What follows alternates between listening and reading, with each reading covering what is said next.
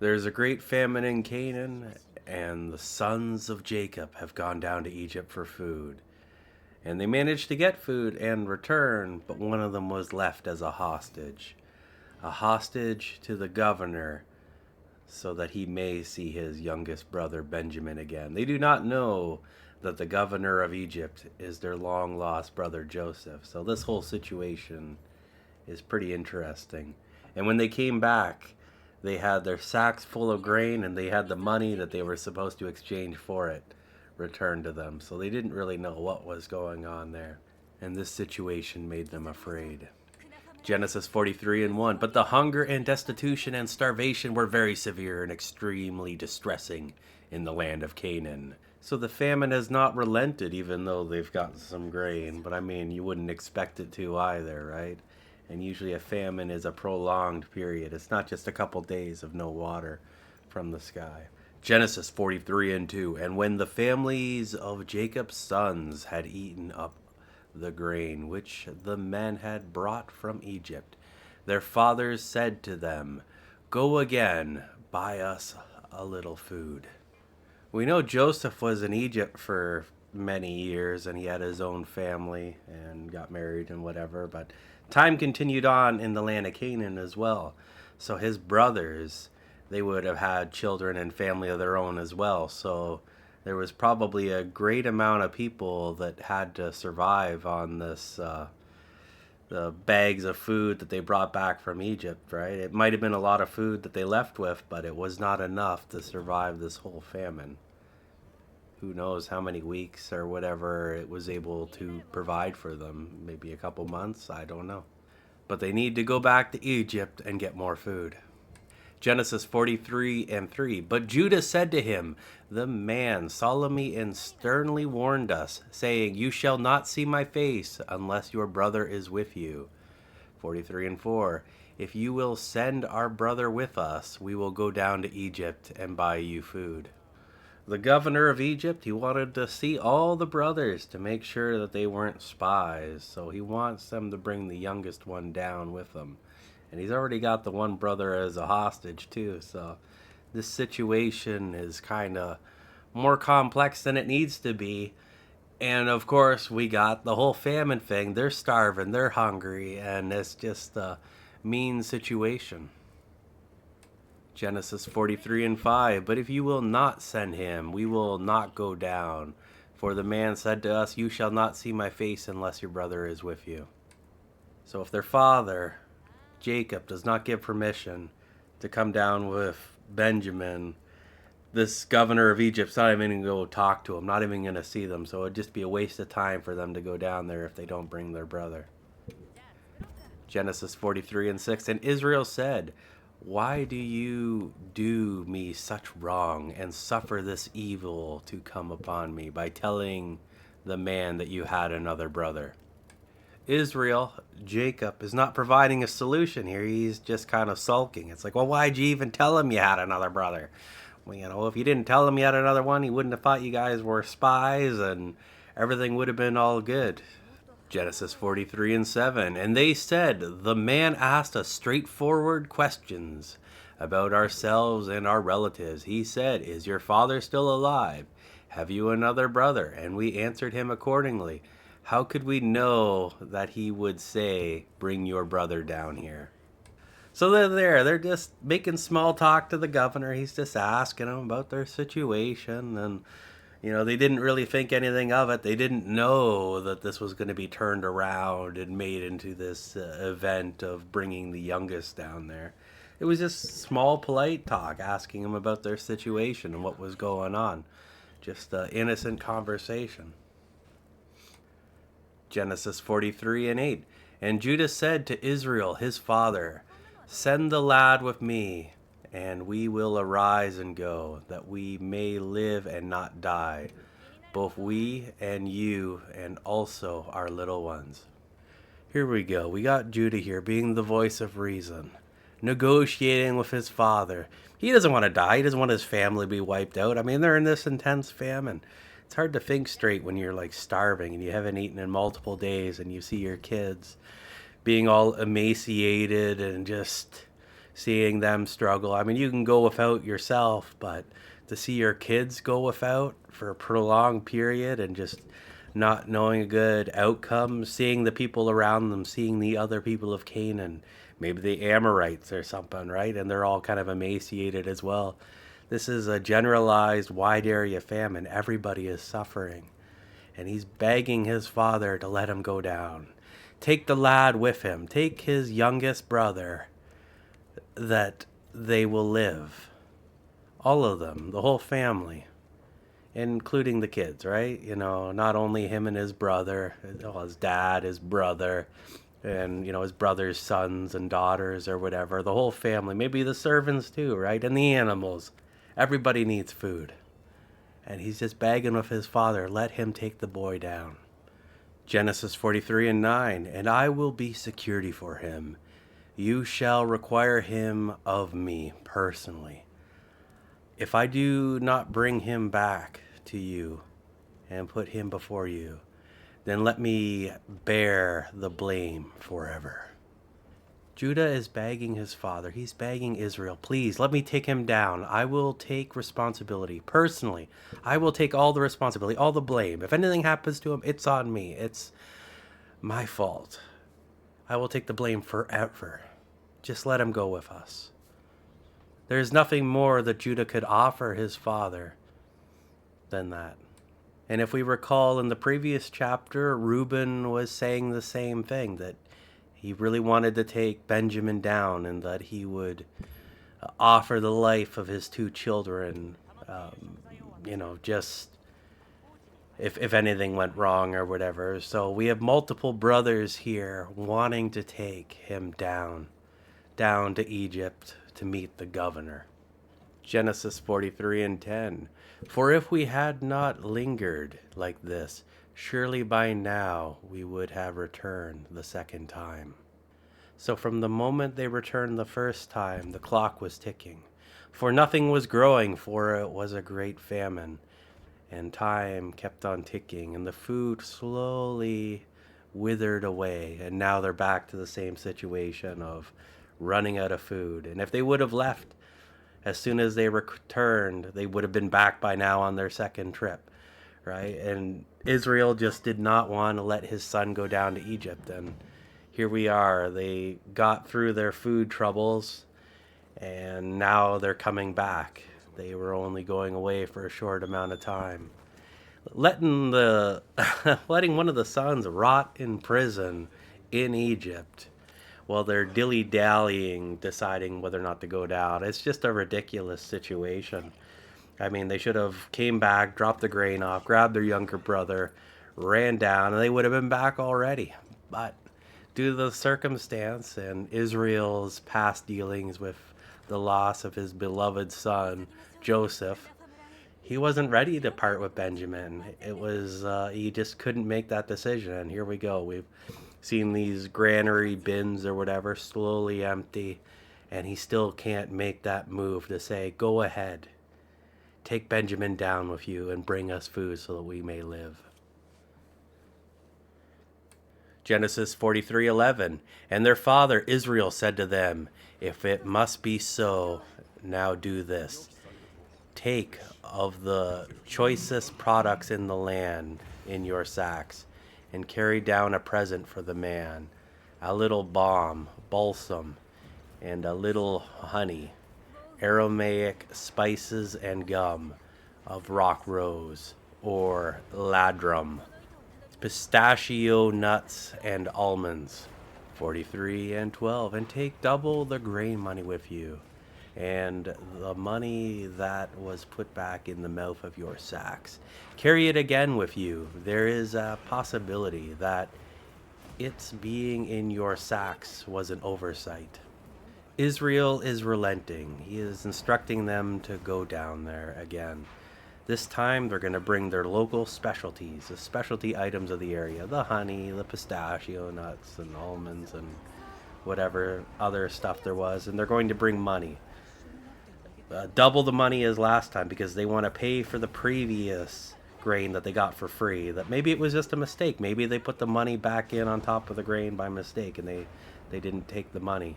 So they're bringing that money back down so they can pay for the previous installment of rice or grain or whatever. And now, because they're bringing more money, they'll pay for the current one, right? So they're bringing double the money because they didn't pay for the previous grain supply. So that'll be good. But what about the son? What about Benjamin?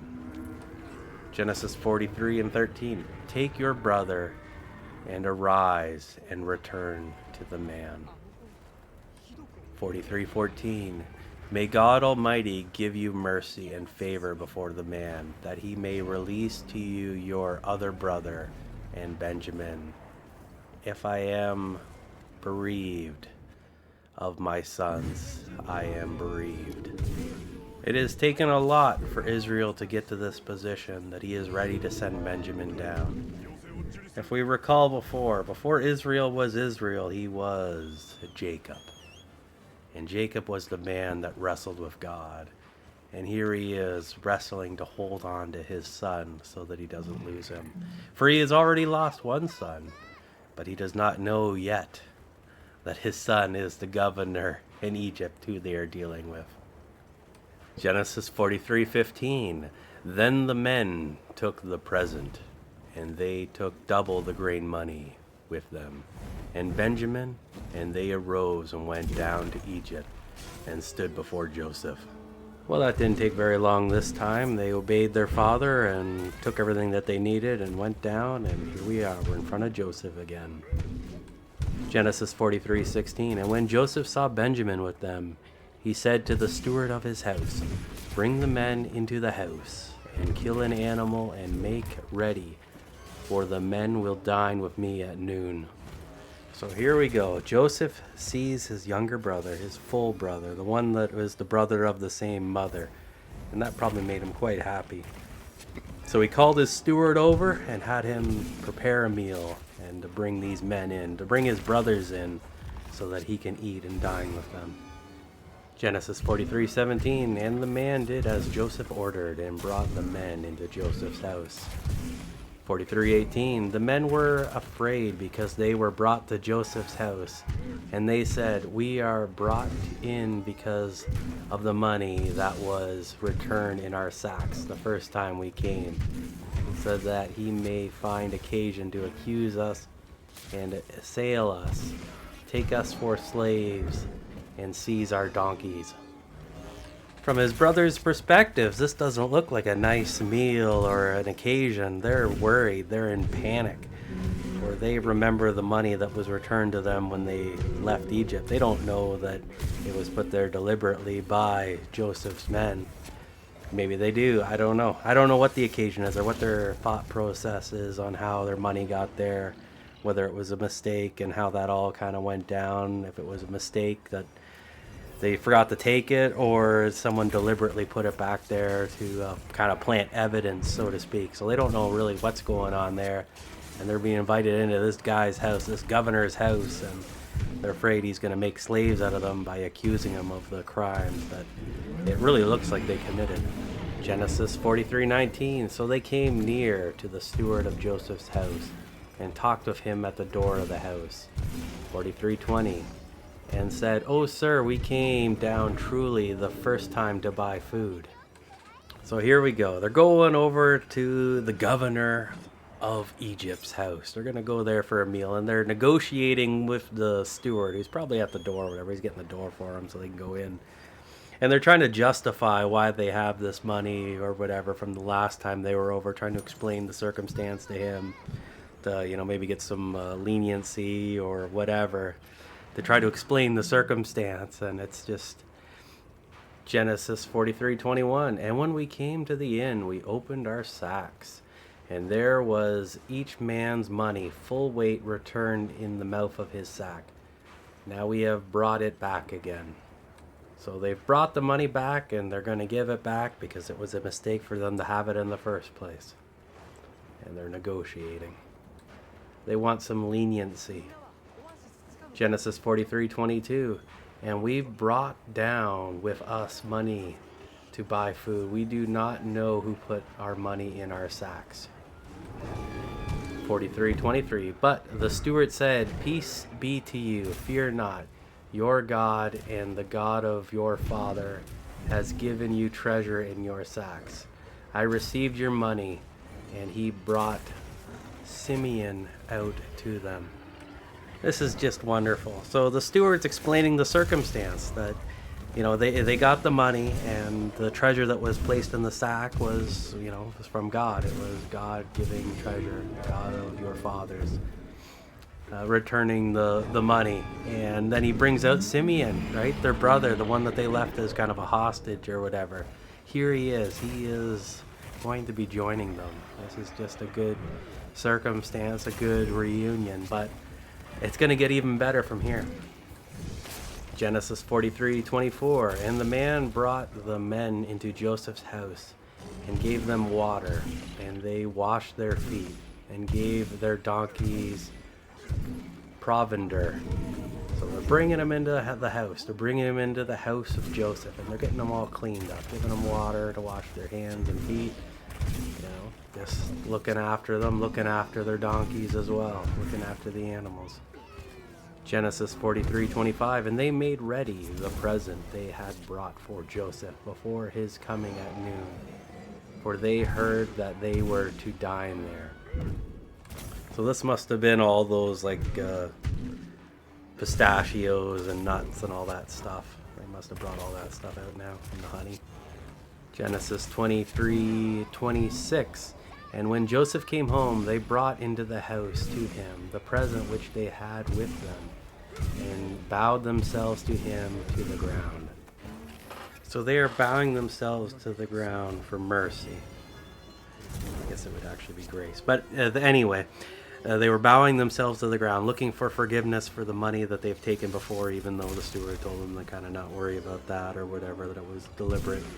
And the returning of their brother, as well as the third aspect, which would be food for their family for their continued survival, right? That this guy had control over their lives. Genesis 43:27, he asked them of their welfare and said, is your father well, of whom you spoke? Is he still alive? Joseph loves his father. He wants to know how he's doing, what his well-being is like, whether they got there with food in time to kind of look after their family. Genesis 43:28, and they answered, your servant, our father, is in good health. He is still alive. And they bowed their heads and made obeisance. Genesis 43:29, and he looked up and saw his full brother Benjamin, his mother's only other son, and said, is this your younger brother of whom you spoke to me? And he said, God be gracious to you, my son. And here we go. We have ourselves a wonderful scene. He's reconnecting with his long-lost brother, his true brother, one that didn't sell him into slavery. Benjamin, he wasn't part of that deal. He wasn't selling his brother into slavery. He was off doing his own thing. He was probably really young, because Joseph was young himself, right? He was pretty young when he got sold into slavery. So his brother was probably even quite a bit younger, wasn't in the field, whatever he was talking or not, I don't know, he was pretty young. So anyway, here we go, we have this reconnection. And it's just such a wonderful scene, such an emotional scene. But is Joseph going to join them for dinner? Is he going to enjoy this lunch with them? Genesis 43:30, and Joseph turned from the room, for his heart yearned for his brother, and he sought privacy to weep. So he entered his chamber and wept there. 43:31, and he washed his face and went out, and restraining himself said, let dinner be served. So it was such an emotional event that he had to leave the room, so to say, and get himself cleaned up before he could return. For this was a very emotional event for him. Genesis 43:32, and the servants set out the food for Joseph by himself, and for his brothers by themselves, and for the Egyptians who ate with him by themselves, according to the Egyptian custom not to eat food with the Hebrews, for it is an abomination to the Egyptians. 43:33, and Joseph's brothers were given seats before him, the eldest according to his birthday, and the youngest to his youth. And the men looked at one another amazed that so much was known about them. So it looks like we got three different separate groups of people eating. And it's kind of crazy to think that Joseph was like eating by himself because of this custom with the Egyptians. So does that mean that the entire time he was in Egypt that he had to eat all of his meals alone? That's pretty crazy. Like when you think of like customs and stuff, especially in the olden days, it's not like he was sitting in front of the TV. He was dining alone by himself. I guess when he got married, he probably was able to eat with his wife and kids, and that probably was much better than having to eat every meal alone. But I digress. And then we have this other aspect of when his brothers are being seated, they're seated in age, in position, and it's just they were blown away. It's like, well, how does he know which one of us is the older and the younger, and put them all in age? And they're blown away because it's like, well, how did he know that? And it's like, well, of course he knows. He's their brother. He knows when they were born. So it's kind of funny. But it, to them, it's like, oh, well, how did these Egyptians know so much about us? Genesis 43:34. Joseph took and sent helpings to them from before him, but Benjamin's portion was 5 times as much as any of theirs, and they drank freely and were merry with him. That's kind of hilarious. He gives all the food to his younger brother, to Benjamin, giving him a much bigger portion, and they were eating and they were drinking and making merry. Just a grand old time. A nice. Well, I'd say reunion, but they still don't know it's him yet. So they're kind of having this celebration in there, and having. Well, I guess it'd be a reunion that Simeon is back with them, right? So they got reasons to be happy, and that they weren't being sentenced to death or sentenced to slavery or anything, and just having this nice, good family meal. And that's the end of the chapter, so I guess we have to wait a little bit longer for Joseph to reveal who he is to his brothers, and so that they could have their true reunion.